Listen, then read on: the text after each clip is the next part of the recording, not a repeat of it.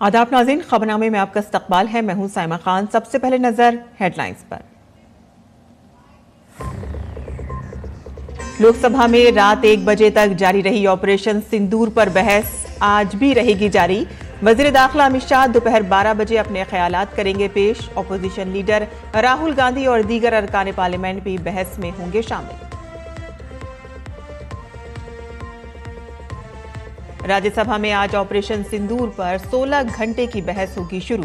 वजीर दिफा राजनाथ सिंह शुरू करेंगे बहस। अपोजिशन की तरफ से मल्लिकार्जुन खड़गे होंगे पहले स्पीकर।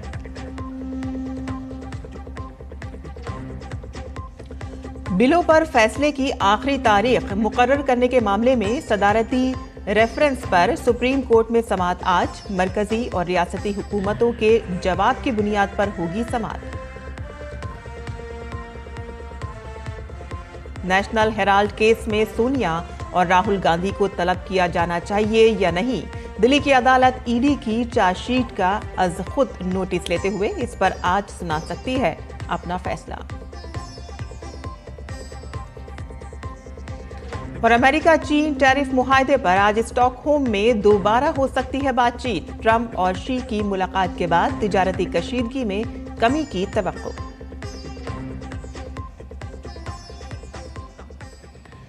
और अब खबरें तफसील से। पीर को लोकसभा में ऑपरेशन सिंदूर पर तकरीबन 11 घंटे तक बहस हुई। ऐवान की कार्रवाई दोपहर 2:05 पर शुरू हुई और रात 12:52 तक जारी रही। वजीर दिफा राजनाथ सिंह ने पीर को लोकसभा में पहलगाम दहशतगर्दाना हमले के बाद भारत के फौजी रद्द-ए-अमल ऑपरेशन सिंदूर पर खुसूसी बहस का आगाज किया और कहा कि ऑपरेशन सिंदूर सिर्फ एक फौजी कार्रवाई नहीं बल्कि दहशतगर्दी के खिलाफ एक मजबूत कार्रवाई है। और इसके बाद कांग्रेस एमपी गौरव गोगोई समेत अपोजिशन जमातों के दीगर अरकान ने बहस में हिस्सा लिया और हुकूमत के सामने कुछ सवालात रखे। और इस पर वजीर खारजा डॉक्टर एस जयशंकर ने कहा कि 189 मुमालिक ने ऑपरेशन सिंदूर की हिमायत की और कहा कि पीएम मोदी और अमेरिकी सदर के दरमियान 22 अप्रैल से 17 जून तक कोई बातचीत नहीं हुई। उन्होंने अमेरिका के साथ किसी भी सतह पर तिजारत पर बातचीत के ख्याल को भी मुस्तरद कर दिया। लोकसभा में आज भी ऑपरेशन सिंदूर पर बहस जारी रहेगी। मरकजी वजीर दाखिला अमित शाह आज दोपहर 12 बजे बहस शुरू करेंगे। कांग्रेस की जानिब से कायदे हिस्ब इख्तिलाफ राहुल गांधी भी अपना बयान देंगे। प्रियंका गांधी और केसी वेणुगोपाल भी आज कांग्रेस की फहरिस्त मुकर्ररीन में शामिल हैं। समाजवादी पार्टी की जानिब से अखिलेश यादव भी आज होने वाली बहस में हिस्सा लेंगे। और इससे पहले पीर को लोकसभा में इस मौजू पर तकरीबन 11 घंटे तक बहस हुई। ऐवान की कार्रवाई दोपहर 2:05 पर शुरू हुई और रात 12:52 तक जारी रही। वहीं अगर हम राज्यसभा की बात करें तो राज्यसभा में ऑपरेशन सिंदूर पर बहस दोपहर 2 बजे शुरू होगी। वजीर दिफा राजनाथ सिंह बहस का आगाज करेंगे। मरकजी वुज़रा जेपी नड्डा और निर्मला सीतारमण हुकूमत की तरफ से कलीदी मुकर्ररीन होंगे। राज्यसभा में अपोजिशन लीडर मल्लिकार्जुन खड़गे अपोजिशन की जानिब से बहस में हिस्सा लेंगे। तृणमूल के सियानी घोष, एसपी के प्रोफेसर राम गोपाल यादव और शिवसेना उद्धव धड़े की रुकन पार्लियामेंट प्रियंका चतुर्वेदी बहस में शामिल होंगे।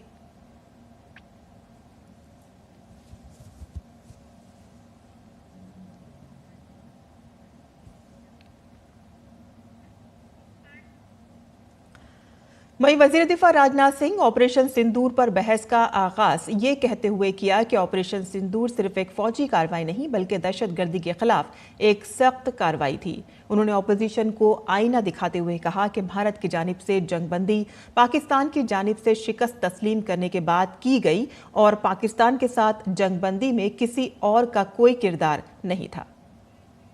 इस सैन्य कार्रवाई में एक अनुमान के अनुसार 100 से अधिक आतंकवादी, उनके ट्रेनर, उनके प्रशिक्षक, उनके हैंडलर लश्कर-ए-तोयबा और हिजबुल मुजाहिदीन जैसे आतंकवादी संगठनों से संबंधित थे।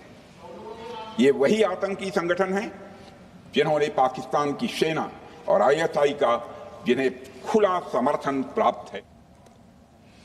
वहीं लोकसभा में ऑपरेशन सिंदूर पर तवील बहस के दौरान वजीर खारजा डॉक्टर एस जयशंकर ने कहा कि 189 ममालिक ने ऑपरेशन सिंदूर की हिमायत की। वजीर खारजा ने अमेरिका के साथ तिजारत पर किसी भी सतह पर बातचीत की बात को मुस्तरद करते हुए कहा कि पीएम मोदी और ट्रंप के दरमियान 22 अप्रैल से 17 जून तक कोई बातचीत नहीं हुई है। Now, I want to make two things very clear, sir.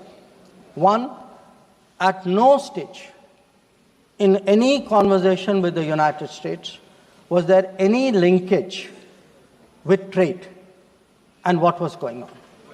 Secondly, please listen.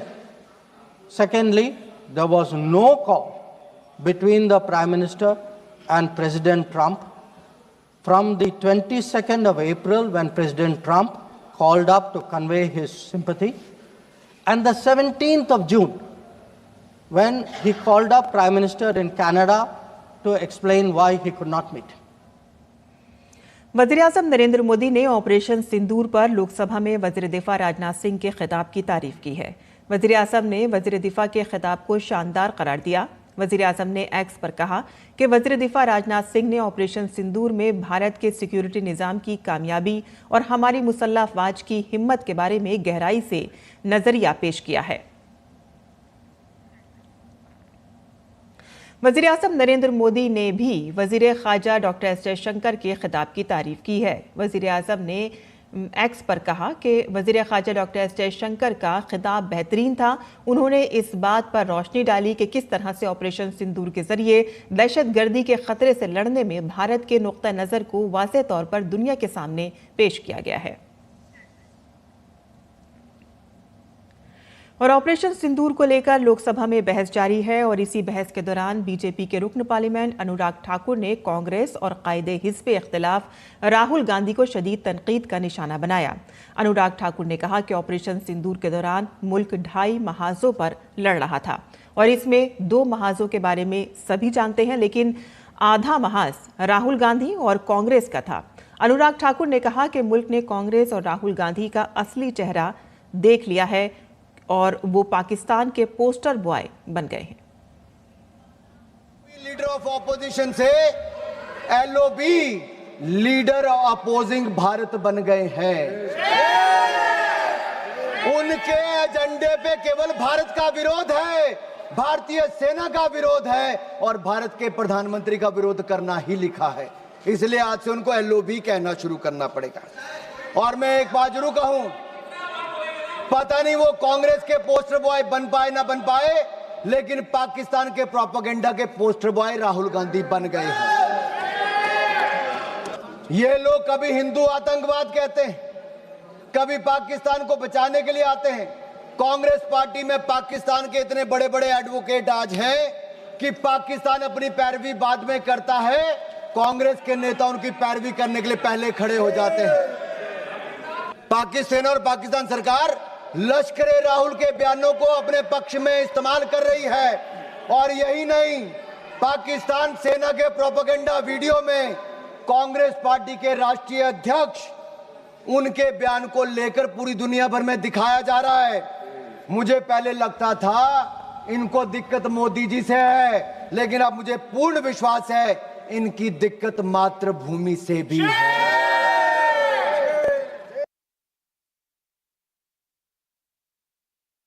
के मामले में सदारती रेफरेंस पर आज समाअत करेगी। केरला हुकूमत अब सदर और गवर्नरों के लिए बिलों पर फैसला करने की आखिरी तारीख मुकर्रर करने के मामले में सुप्रीम कोर्ट पहुंच गई है, जिसमें सदर का रेफरेंस बगैर किसी जवाब के वापस करने का मुतालबा किया गया है और इसकी समाअत 5 जजों की खुसूसी बेंच में होनी है। केरल हुकूमत ने सुप्रीम कोर्ट में दरख्वास्त दायर करते हुए सदर के रेफरेंस को खारिज करने का हुक्म देने का मुतालबा किया है। क़ब्ल-अज़ीं 22 जुलाई को सुप्रीम कोर्ट की 5 रुकनी आईनी बेंच ने इसकी जांच करने पर इत्तेफाक किया और अदालत ने मरकज़ और तमाम रियासतों को नोटिस जारी किया। ये बहस 13 मई को सदर द्रौपदी मुर्मू के सुप्रीम कोर्ट से मांगे गए मशवरे के बाद शुरू हुई, जिसमें उन्होंने 14 आईनी सवालात उठाए और इससे कबल 8 अप्रैल को तमिलनाडु हुकूमत की दरख्वास्त पर सुप्रीम कोर्ट के 2 जजों की बेंच ने आर्टिकल 143 का इस्तेमाल करते हुए सदर और गवर्नर के लिए बिल पास करने की आखिरी तारीख मुकर्रर की थी। नेशनल हेराल्ड से मुतालिक मनी लॉन्ड्रिंग केस में दिल्ली की राउज एवेन्यू कोर्ट आज अहम फैसला सुनाएगी। पीएमएलए की खुसूसी अदालत ये फैसला करेगी कि आया कांग्रेस लीडर सोनिया गांधी, राहुल गांधी और दीगर को बतौर मुल्जिम समन जारी किया जाना चाहिए या नहीं। समाअत के दौरान ईडी की जानिब से additional solicitor general SV Raju ने सोनिया गांधी, राहुल गांधी और दीगर के खिलाफ इल्जामात लगाए और कहा कि इन सब के खिलाफ पीएमएलए के तहत पहला मुकदमा तैयार किया गया है। ईडी ने दावा किया है कि young India company associate journal limited 2000 crore रुपए से ज्यादा की जायदादों पर कब्जा करने के लिए बनाई गई थी। ईडी ने सोनिया गांधी पर ये इल्जामात लगाए थे कि वो उस वक्त कांग्रेस की सदर और पार्टी उमूर की इंचार्ज थी कि जब कांग्रेस ने 50 लाख रुपए की मामूली रकम के बदले एजेएल से 90.21 करोड़ रुपए की वसूली का हक यंग इंडियन को सौंप दिया था। उन्होंने अपने और राहुल गांधी के जाती फायदे के लिए पार्टी सदर के ओहदे का गलत इस्तेमाल किया। ये धोखाधही पर मबनी लेन देन कांग्रेस सदर और पार्टी उमूर की इंचार्ज के तौर पर उनकी जानकारी और सरगर्म शिरकत के बगैर नहीं हो सकता था। कांग्रेस खानदान की जानिब से पेश हुए अभिषेक मनु सिंघवी ने ईडी के पूरे मामले को बेबुनियाद करार दिया। सिंघवी ने कहा कि एजेएल और यंग इंडिया के ओहदेदार एक जैसे हैं और किसी ने भी इस मुआहदे से कोई जाती फायदा नहीं उठाया है। कौमी तालीमी पॉलिसी 2020 को आज 5 साल मुकम्मल हो रहे हैं और इस मौके पर आज नई दिल्ली के भारत मंडपम में एक ऑल इंडिया एजुकेशन कॉन्फ्रेंस का इनेकाद किया जाएगा, जिसमें तालीमी पॉलिसी की दफात के मुताबिक कई नए इक़दामात शुरू किए जाएंगे। गुज़िश्ता 5 सालों में तालीमी पॉलिसी के तहत स्कूल और आला तालीम में की गई इस्लाहात के असरात अब ज़मीनी सतह पर नजर आ रहे हैं और ये पॉलिसी तालीमी निज़ाम को जामे और मयारी बनाने में मददगार साबित हो रही है। देखिए हमारी ये रिपोर्ट।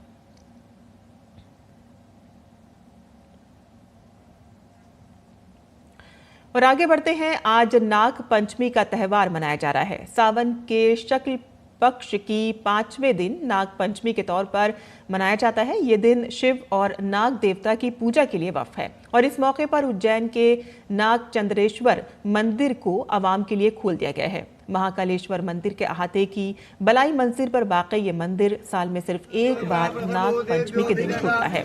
नाग पंचमी के दिन मंदिर में खुसूसी पूजा की जाती है और इसके बाद मंदिर के दरवाजे बंद कर दिए जाते हैं।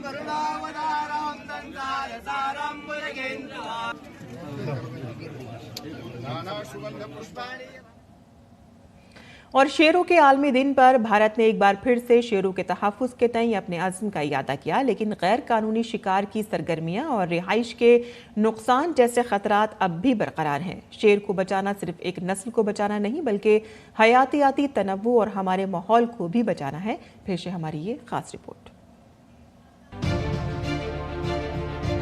इंटरनेशनल टाइगर डे, जिसे ग्लोबल टाइगर डे भी कहा जाता है, हर साल 29 जुलाई को मनाया जाता है।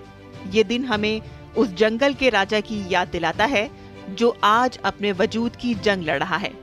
20वीं सदी के आगाज में एशिया में 1 लाख से ज्यादा शेर थे। आज इनमें से 95% से ज्यादा को खत्म कर दिया गया है। शिकार, रिहाइशगाह की तबाही और गैर कानूनी तिजारत ने शेरों की तादाद को खतरनाक हद तक कम कर दिया है। 2006 तक भारत में सिर्फ 1411 शेर बाकी थे। आजादी के वक्त एक अंदाजे के मुताबिक ये 40,000 थे।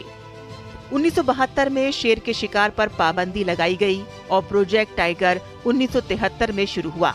इब्तदाई तौर पर इसमें शेर के 9 सेंचुरीज शामिल की गई थीं और इनकी तादाद में भी थोड़ा इजाफा हुआ, लेकिन गैर कानूनी शिकार, निगरानी की कमी और नाकिस डेटा टेक्नोलॉजी की वजह से इस मंसूबे को कई धचकों का सामना करना पड़ा। 2006 में इस मंसूबे को एक नई शक्ल में दोबारा शुरू किया गया और इस बार पूरे माहौलियाती निजाम को मद्देनजर रखा गया।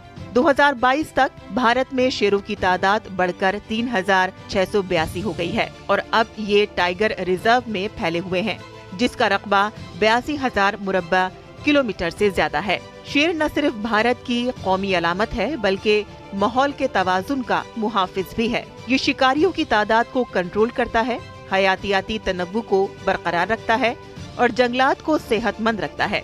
लेकिन चैलेंजेस अब भी बाकी हैं।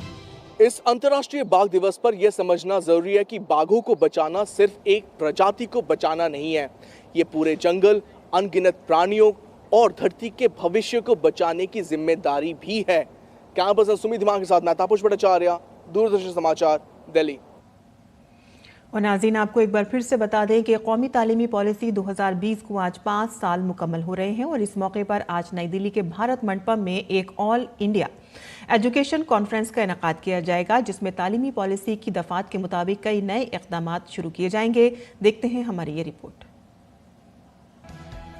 कौमी तालीमी पॉलिसी 2020 ने प्री प्राइमरी से यूनिवर्सिटी की सतह तक तालीम में इनकलाबी तब्दीलियों की राह हमवार की है। तालीमी पॉलिसी के निफाज के 5 साल बाद इस पॉलिसी के मुख्तलिफ असरात जमीन पर नजर आने लगे हैं।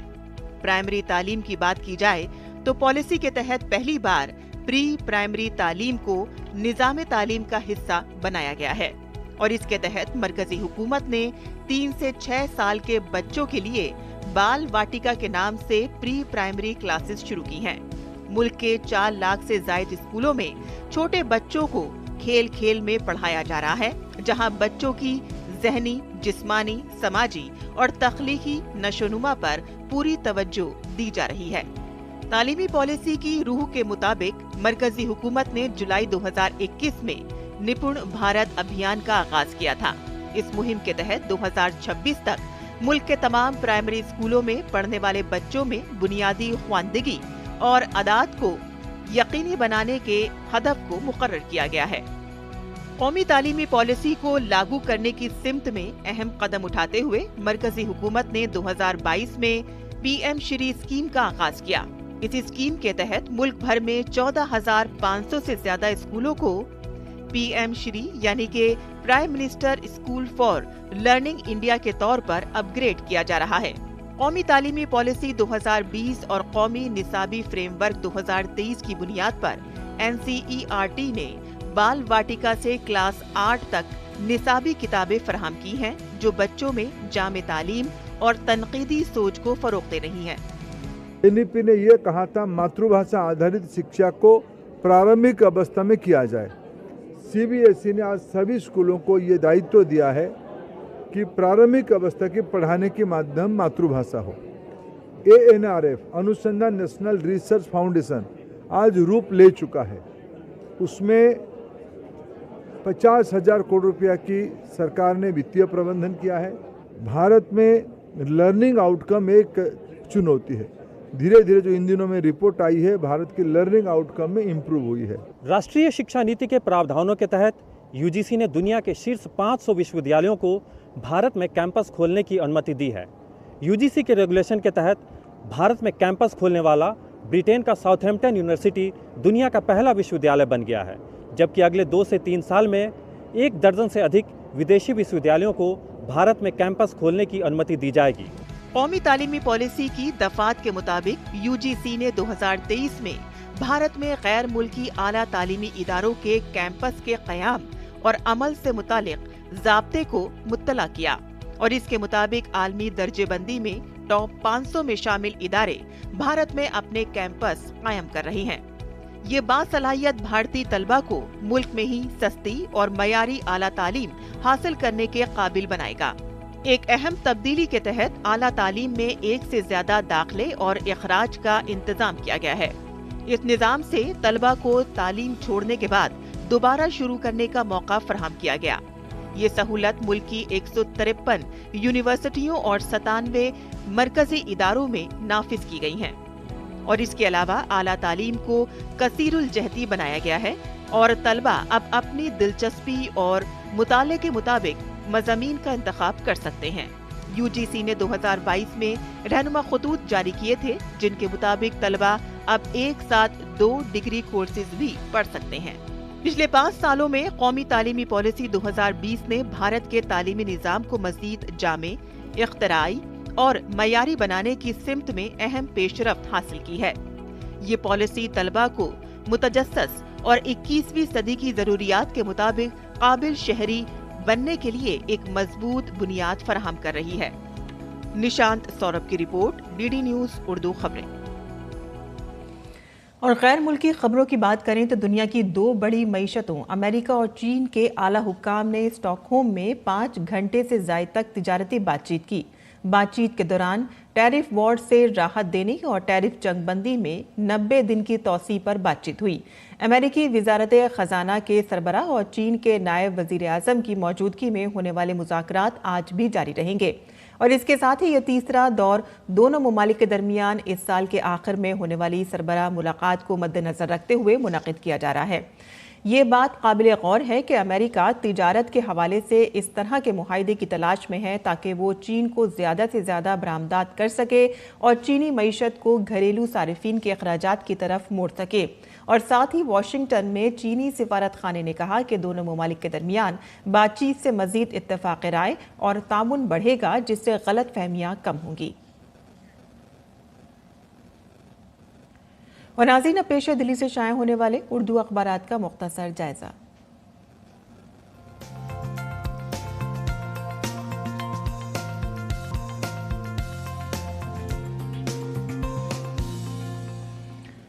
तो दिल्ली से शाया होने वाले उर्दू के अखबारात की अगर हम बात करें तो ऑपरेशन महादेव के हवाले से यहाँ पर खबर है और शहसुर्खी है कि जम्मू कश्मीर के श्रीनगर में सिक्योरिटी फोर्सेस ने एक बड़ी कामयाबी हासिल की है। फौज की बड़ी कार्रवाई यहाँ पर हुई है और कश्मीर में 3 दहशतगर्द हलाक किए गए हैं।